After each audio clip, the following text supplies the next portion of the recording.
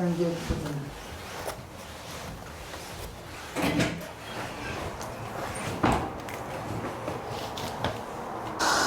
Gəl, mən sənə kömək edim, bərabər şəkildə gedək. İkisindən tutar.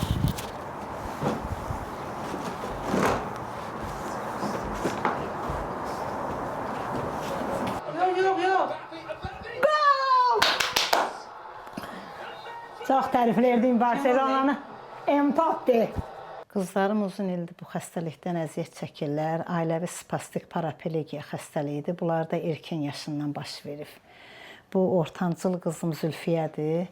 Bu balaca qız Minə, o da böyük qız Gültəkin.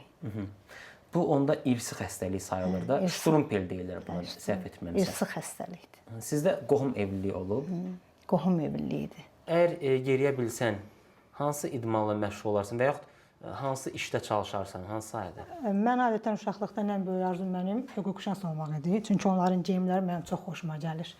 Belə olduqda, belə əgər o olmasaydım əgər, futbolçu olardım hər halda, hər hansısa bir işdən məşğul olardım da, yəqin ki, sevdiyim bir işdən məşğul olardım.